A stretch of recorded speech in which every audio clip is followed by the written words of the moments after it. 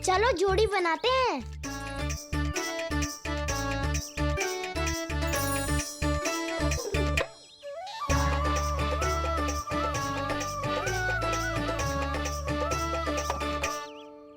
मुझे तो किसी ने ना चुनो, मैं क्या करूं? अरे सुबल, तुझे तो सबसे महत्वपूर्ण भूमिका निभानी है। जो भी उस चट्टान को छूकर तेरे पास सबसे पहले पहुंचेगा वो जीत जाएगा।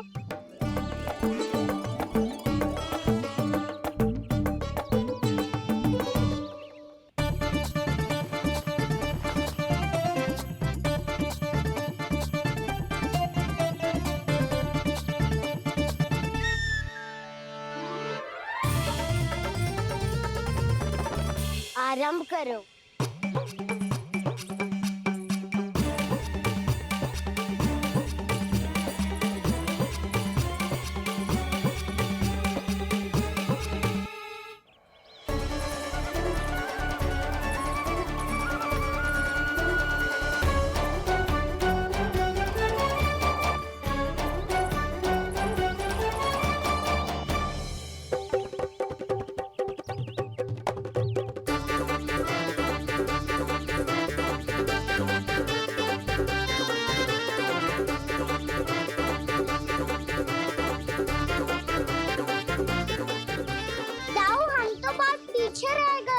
चिंता मत करो कान्हा, दौड़ के आरंभ में ही सारी शक्ति लगाने से हारने की आशंका बढ़ जाती है।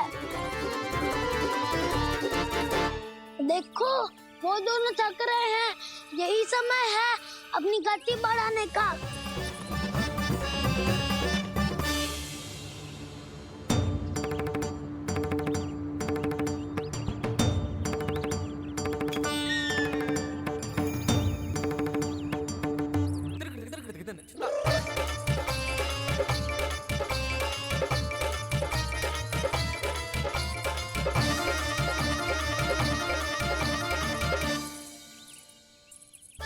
लो, हमारी जोड़ी सबसे पहले पहुंच गई। देखा मेरा बलदाव का बल।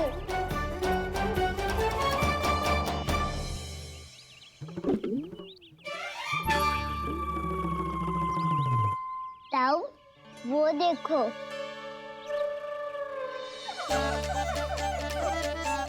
मैया।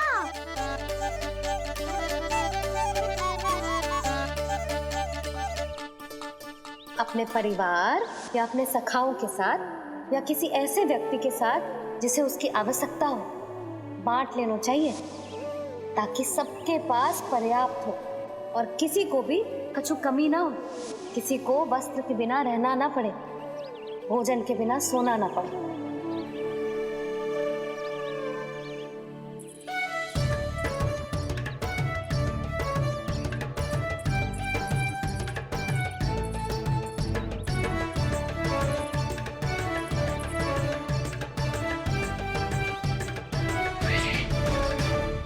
लग तो है इससे भूख लगी है।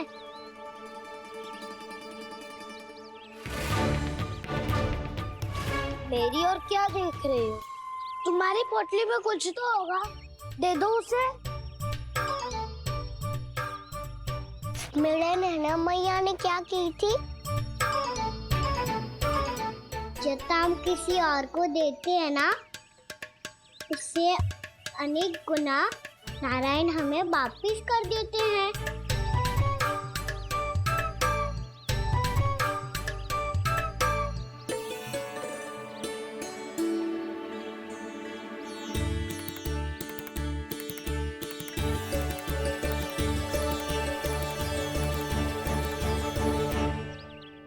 ओहो, अंतिम रोटी थी पर वो तो मैं खा गो।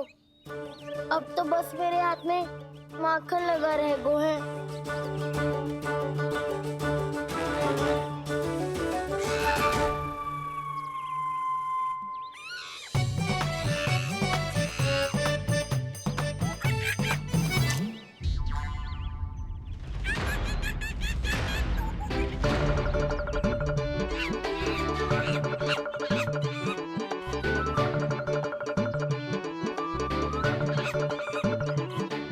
क्षमा करना सखा। तुम्हें देने के लिए मेरे पास कुछ नहीं है। अब आप ही बताओ, कोई 2 गुना मूल्य देगो तो हम शीघ्र ही धनवान बन जाएंगे कि ना? पर कोई 2 गुना मूल्य देगो ही क्यों? हो सकता है कि उनके पास अधिक धन हो, या उनकी तिजोरी में सामान आ रहा हो, या फिर उन्हें भलाई करने का रोग हो। हमें तो आम खाने से मतलब है ना नंदराज। गुटली किनके, हमें क्या लेना देना। मैंने तो निर्णय ले लिया है कि उसकी सिर्फ मान लूंगी। बस नारायण को साक्षी मानकर जब प्रण ही तो लेना है कि सारा का सारा दूध, घी, माखन अब से केवल उन्हीं को देना है मैंने। बस इतनी मांग रखी है उसने?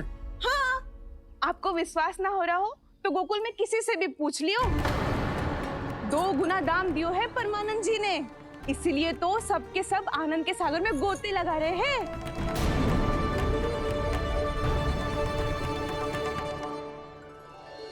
हे नारायण, सुनी है गांव वालों को 2 गुना लाभ हुआ है आज। पर मैं तो माखन बेच ही ना पाई, क्योंकि हाट जाने के लिए कोई साधन ही ना मिलो मुझे। ये नया माखन अभी अभी बनायो है मैंने। प्रतिदिन जो माखन निकालती हूँ सबसे पहले आपको चढ़ाती हूँ, ये सोचकर कि कभी तो आपकी कृपा होगी। पर जाने आपका आशीर्वाद कब मिलेगा मुझे, पर जाने कब आपका आशीर्वाद मिलेगा मुझे। यदि इस बार भी मेरा माखन बेकार हो गयो ना, तो सच्ची कह रही हूँ, कल से भोग में आपको कुछ भी ना चढ़ाऊंगी मैं। कल से भोग में आपको कुछ भी ना चढ़ाऊंगी मैं। कान्हा, मुस्कुरा क्यों रहे हो? वानर महाराज की भूख कैसे मिटानी है पता है मुझे। कैसे? माखन से। पर माखन कहाँ मिलेगा? सावित्री मौसी के घर से। तो क्या तुम फिर से माखन चुराने की सोच रहे हो? डाउन मेरी बात प्रश्न ही नहीं उठता, इसकी अनुमति नहीं दूंगा मैं। गोकुल वासियों को ऐसा वचन देने की अनुमति ना दे सकता मैं। बिना सोचे समझे कैसे वो किसी अपरिचित व्यापारी के शब्दों पर विश्वास कर सकते हैं?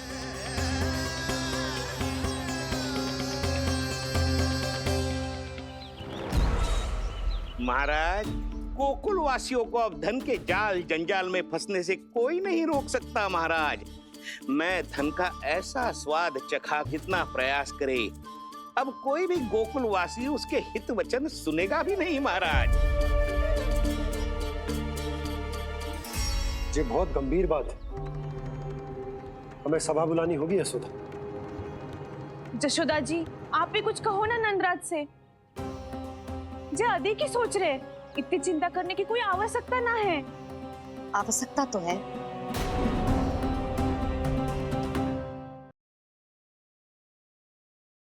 वैसे तो जब कोई लोभ के जाल में फंस जाता है तो उसका बाहर निकलना असंभव है,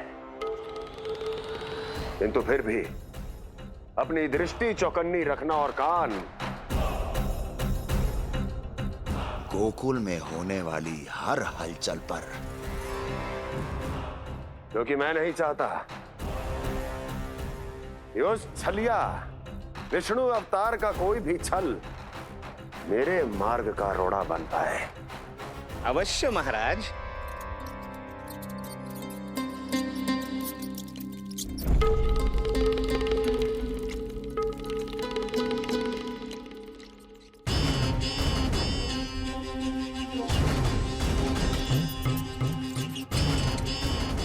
लोभ। ध्यान रहे परमानंद, गोकुल वासियों पर लोभ का प्रभाव हर बीतते क्षण के साथ बढ़ता चला जाना चाहिए। महाराज, जैसे किसी कबूतर को बिल्ली दबोच लेती है, वैसे ही मेरा फैलाया हुआ लोभ गोकुल वासियों को अपने पंजों में दबोच लेगा, सब झटक लूंगा।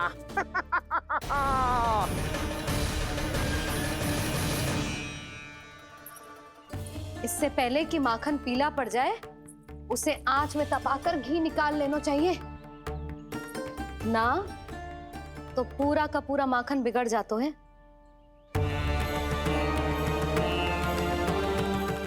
मैं अभी भोला से कहकर सारे ग्वाल ग्वालियरों की सभा बुलाता हूँ।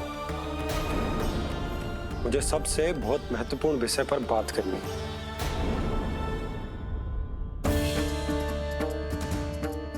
मति भ्रष्ट हो गई थी मेरी, जो यहाँ चली आई।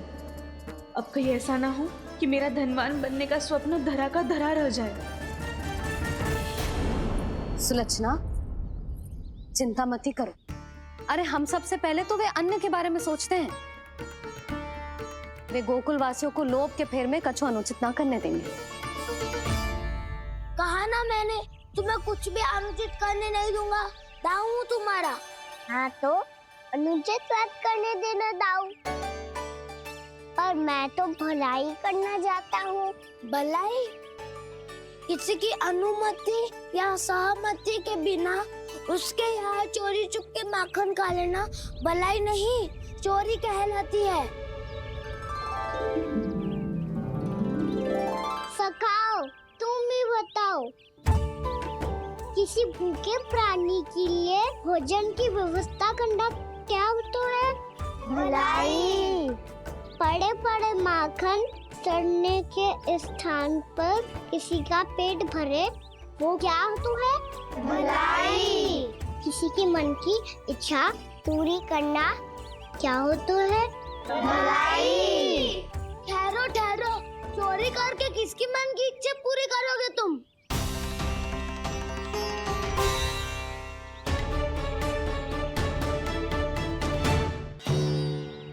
और किसकी दाऊ? स्वयं सावित्री मौसी की।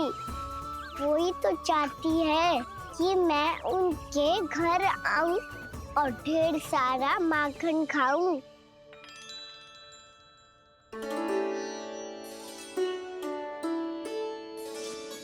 तो फिर अगला घर आपका। क्षण भर तो ऐसा लगो जैसे कान्हा ने मेरे मन की इच्छा सुन ली हो। वैसे कितना अच्छा हो तो यदि सुन ही ले तो। तुम्हारे कहने का अर्थ है कि सावित्री मौसी चाहती थी कि तुम उनके घर भी जाओ, जैसे जानकी के घर गए थे। ये बात तो उन्होंने मैया के सामने भी कही थी कि मैं उनके घर जाऊं। ये तो उनका सौभाग्य होएगा। किसी का सौभाग्य बिगाड़ते इतने बुरे ना है हम। ये बात तो सही कही है। मुझे भी कुछ अनुचित ना लगता है इसमें। तुम तो सत्यवादी हो मधुमंगल, तुम्हें क्या लगता है? अब बोल भी दो, वानर महाराज भूखे हैं। वानर महाराज से अधिक भूखा तो मुझे तू लग रहे हो। यदि कान्हा सच्ची में जैसा वानर महाराज की भूख मिटाने के लिए और सावित्री मौसी की इच्छा पूरी करने के लिए कर रहा है, तो दादी के सीख के अनुसार मुझे इसमें कछु अनुचित ना लगता। पक्का हम सच में चोरी नहीं भलाई करने जा रहे हैं। सही कहा दाऊ।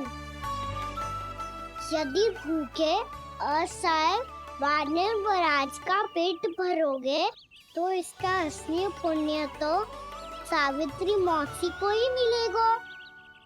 इसका अर्थ तो ये हुआ कि कान्हा सावित्री मौसी का घर माखन चुराने नहीं जाएगा, बल्कि उसे दुगना कर देगा। बात तो सही है, तो फिर मैं तुम्हें नहीं रोकूंगा।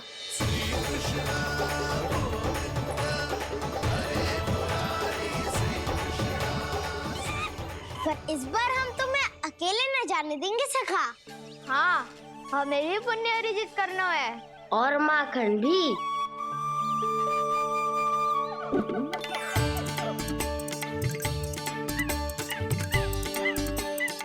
लगता है देव वानर महाराज भी हमारी टोली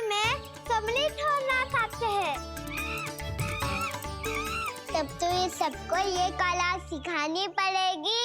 सही कहा सका। अच्छे काम का प्रचार प्रसार तो होना ही चाहिए ना। तो ठीक है, सिखा दूंगा।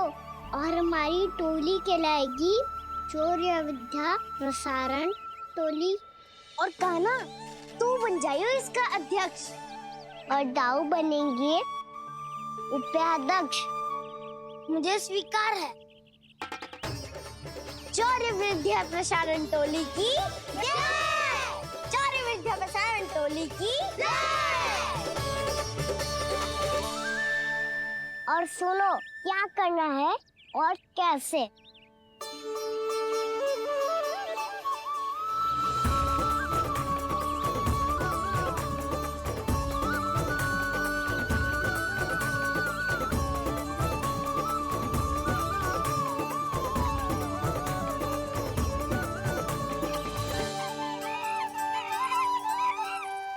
आया कन्हैया रे आया रे माखन का चोर, रोके रुके ना ये सरपट लगाता है दौड़। तुम सब वहाँ छुप जाओ, मैं भीतर देखता हूँ। ना ध्वनि कोई हो ना पता कुछ लगे, आए चुपके से ग्वालों की टोली। चाहे कितना बचाओ छिपाओ कहीं, सारा मक्खन ये कर जाए खाली। मुख से तो लगता है सरल ये बड़ा भीतर से चंचल ये छल से भरा है ये नटखट बड़ा चिकचोर।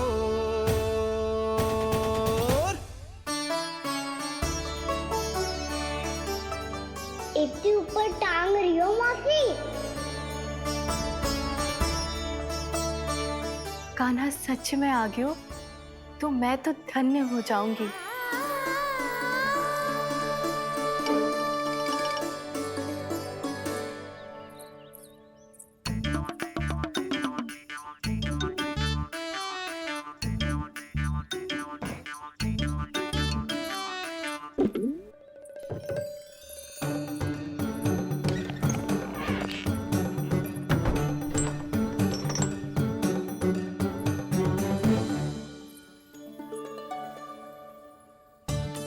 मन तो करता है सारा दूध दही माखन उसे बुलाकर अपने हाथों से खिला दूं। मुझे बुलाना भी चाहती हो और अनजाने में मेरे लिए कठिनाई भी बढ़ा रही हो। पर मेरे यहाँ क्यों आएगा कान्हा? इससे अच्छा तो यही होगा कि कल माखन बेचने के लिए कहीं से सकट का प्रबंध कर लूं।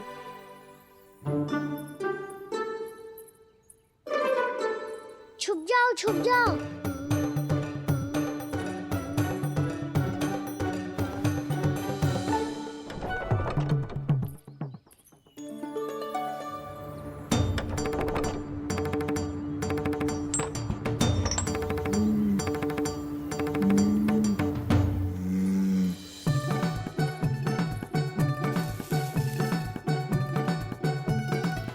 वैसे भी वो ठहरा राजकुमार, एक साधारण गोपी के यहाँ का माखन काहे खाएगो। तू भी बावली हो गई है सावित्री। कान्हा आना भी चाहे तो इतनी दूर आएगा कैसे?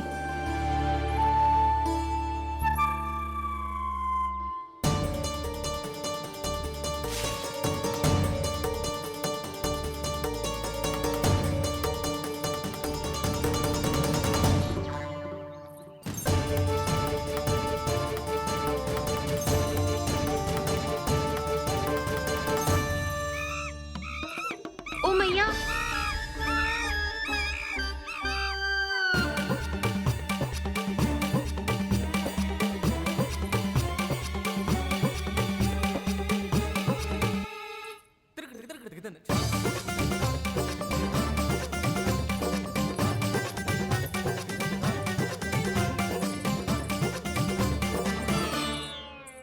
सब खड़े हो जाओ।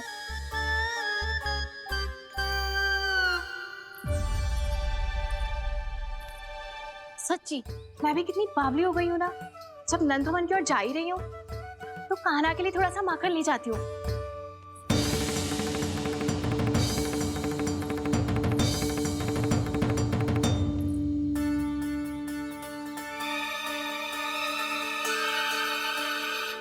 आना यहाँ, ये मेरा स्वप्न है या फिर